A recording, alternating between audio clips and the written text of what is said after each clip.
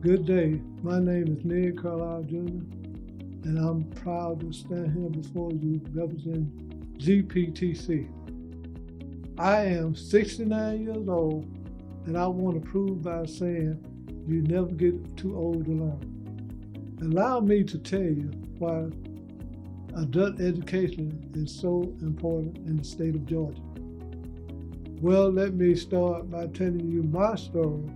I wasn't born with a silver spoon in my mouth. My life was very simple, and I didn't have a lot of things. I started having problems in the 6th and 7th grade. The employment office sent me to the job corps where I still didn't pass the GED part. After failing, I became involved in the church. This helped me become a man, but I still wanted my GED. I started my adult education again in 2006, and the teachers never gave up on me. These programs are important in Georgia because they give hope when you have tried and failed. I will be beginning classes in 2023 at Georgia Piedmont Technical College. Automobile mechanic or carpentry will be my choice of training. I would never be at this point if it wasn't for the adult education program.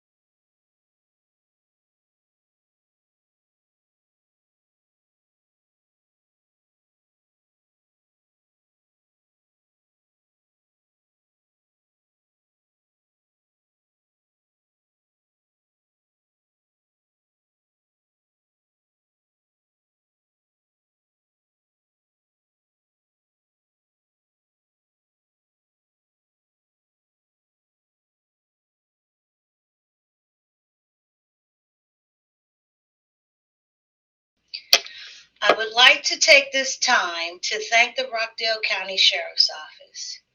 Also, I would like to thank the students who participated in the adult education program. Because of your willingness, support, and agreement, I am allowed to share this classroom recording with the Technical College System of Georgia Adult Education Program. For the protection and privacy of the students in this setting, the camera will not be shared during the recording. Thank you.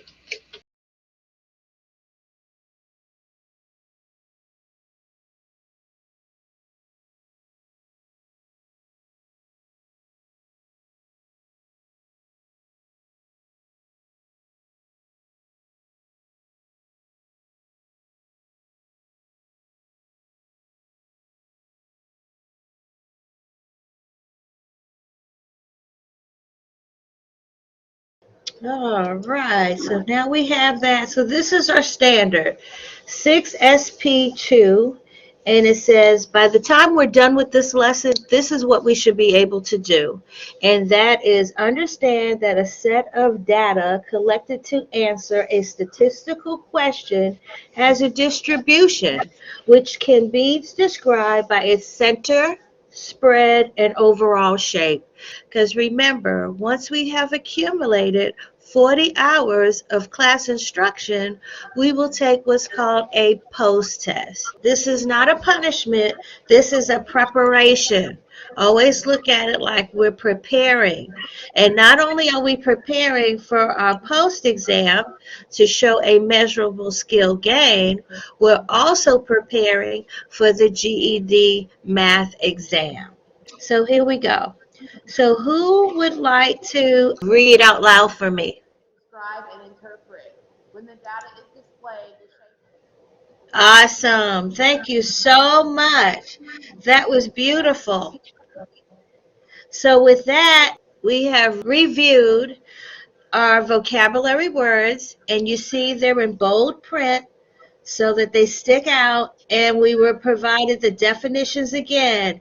So mean has to do with the average. Median has to do with the middle number of the data set. Mode is the number that occurs the most. We covered these, so I don't want you getting nervous. This is all review. Uh, the range is what is the difference between the highest and the lowest. And the quartile divides the data into 4 quarters. Very good. Thank you so much for reading. Was that Miss Calloway that read for me? All right, go on, girl. So then we have an example, and here is our data. This is our data set that Miss McGowan mentioned that she remembers learning from yesterday. Okay, and this is what I want you to do. I want you to find the mean, the median, the mode, and the range. So on your paper, go ahead and record the data set, and then you will see it tells you number one, how to find the mean is when you add all the data and then you divide the sum by the number of values in the set. So when we added all the data, it comes up to be 55. Well, there was 11 pieces of value. So we took 55 and we divided it by 11, and our mean is 5. So when we have it in the order from least to greatest, you will see that the middle value for the median is the 5. And when you look at the mode, you're looking at the number that occurs the most, and that number is 4. When you're looking for the range, you're looking for the difference. So if the greatest value is 8 and we subtract 2, because that's the lowest value, we come up with 6. Use the median as the center. If most of the data are to the right of the center, the distribution is skewed left. If most of the data are to the left of the center, this distribution is skewed right. So here is the symmetric. That's what we just talked about, where the data is distributed equally to the left and to the left and to the right, and you can fold it in half, and it should be equal on both sides. Well, when the distribution is not symmetric, you use the median as the center. And then here we have when it's skewed to the left. It says if most of the data are to the right of the center, the distribution is skewed to the left. That's skewed to the left.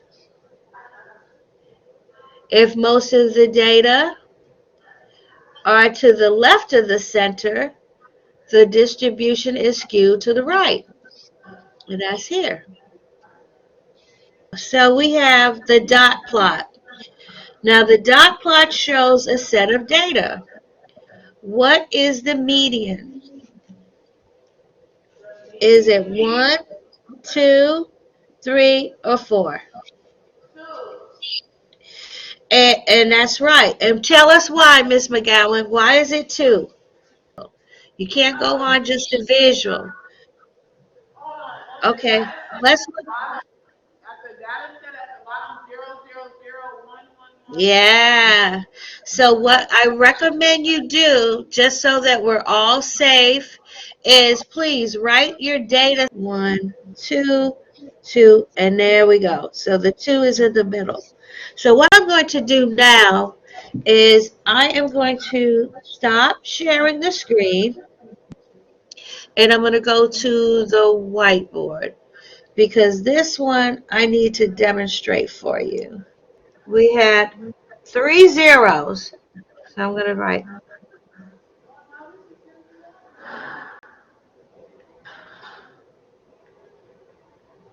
And then we had 4 ones.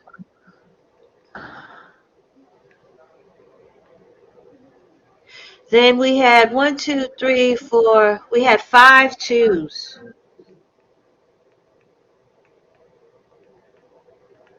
And we had 2 threes and 1 4. Now this is how I recommend, for good measure, to find your median when you're using a dot plot. So I'm going to get rid of this 1 and I'm going to get rid of this 4. Get rid of the 0, get rid of the 4. Get rid of the 0, get rid of the 3. 0, 3. 1, 2. 1, 2. 1, 2. 1, 2. And all I have left is 2. And that 2 is my middle value, which is called a median. Let's see if you remember. All right. If you have to come up to the monitor, come up to the monitor. It says, which sentence correctly describes the range and distribution of the set?